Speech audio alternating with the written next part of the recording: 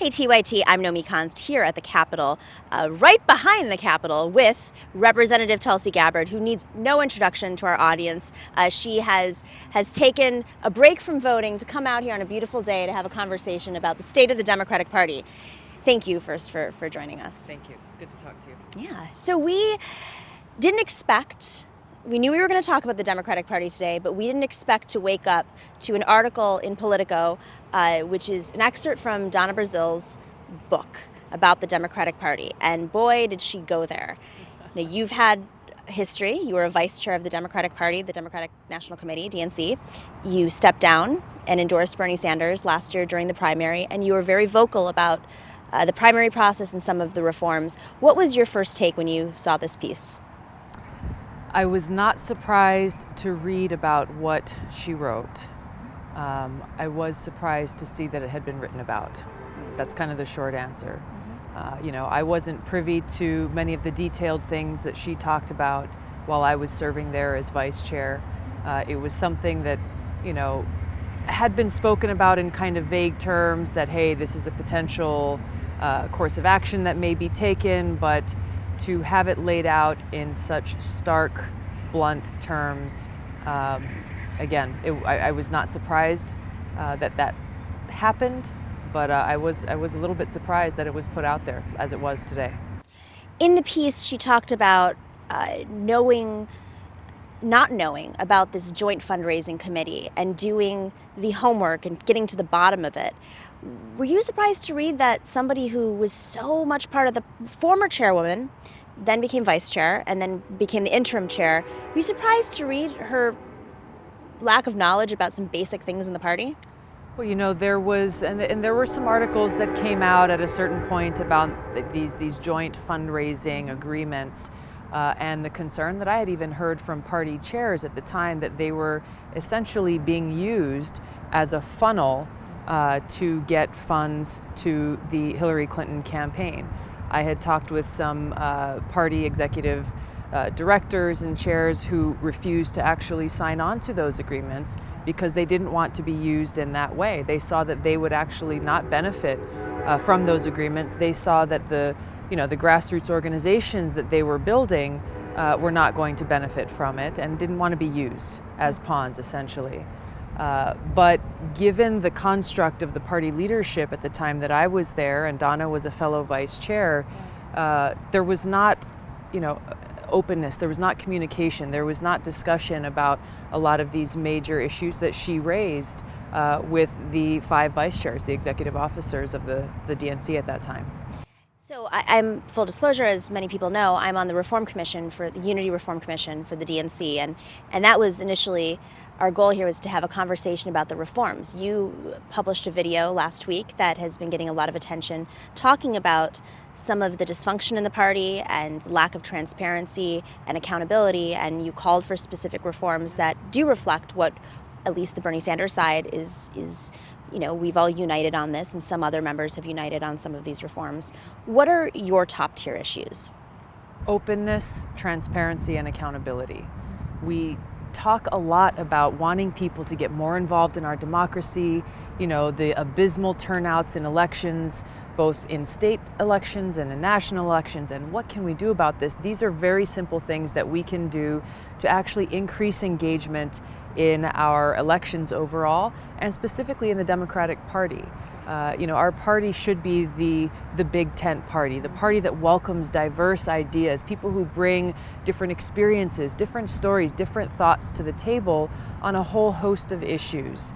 Unfortunately, what we've seen is there have been more hurdles put in place for people to get involved than actually making it easier. So the 2 things that I've been pushing for actually throughout the last year and the last year's election are very simple: open or same-day registration primaries, so that you don't have situations, as we saw in certain states, where people were not allowed to vote because their names weren't on some roll or list or whatever, and getting rid of superdelegates.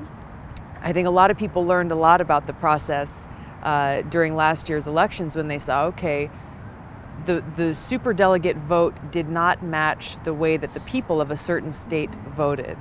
And so, at that time I was getting calls from people like, wait, how is this democratic? Right.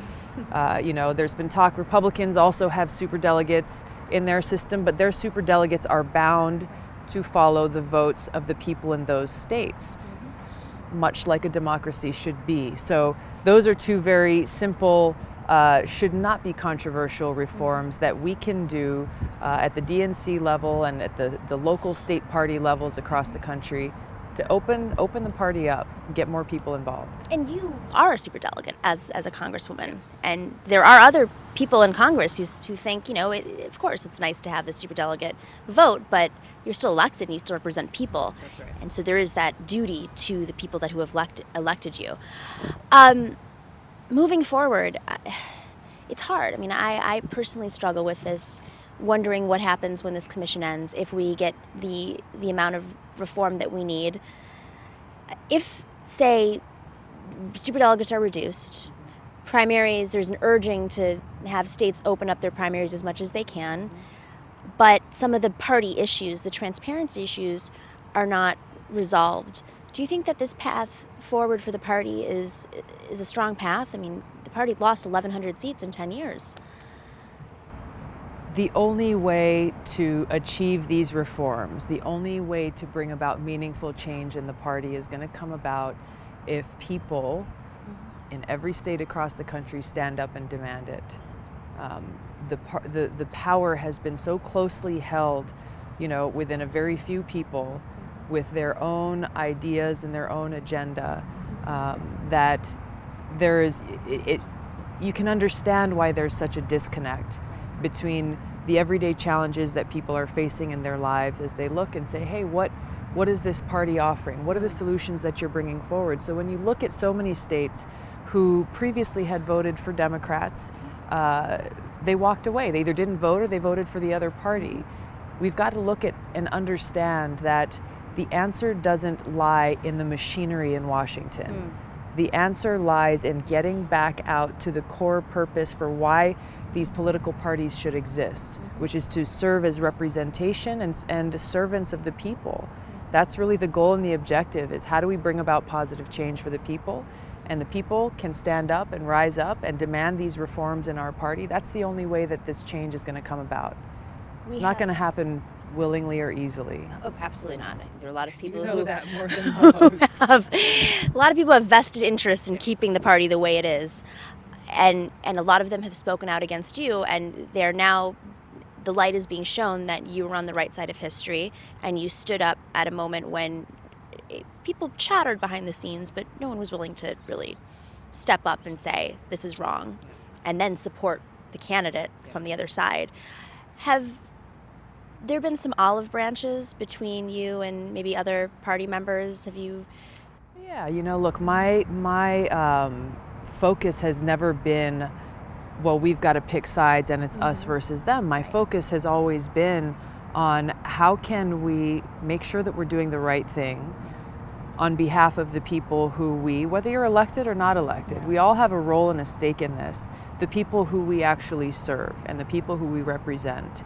So I've had, obviously I'm in touch with a lot of our friends from the Bernie campaign. I'm in touch with people who supported Hillary, and the point is, though, to get rid of kind of the ugliness and the infighting that we saw a lot of last year and that we unfortunately continue to see now, and say, okay, if we're focused on quote unquote unity, that unity should be around the people and strengthening our democracy, not kind of hankering down and, batting down the hatches and saying, well, we've got to protect ourselves from this change. So that's, to me, the answer is very simple. And if we are loud enough and strong enough and positive in what we're trying to do, staying very focused on that goal and not getting lost in this bickering and infighting, that's a distraction. It actually takes away from the important changes that need to occur.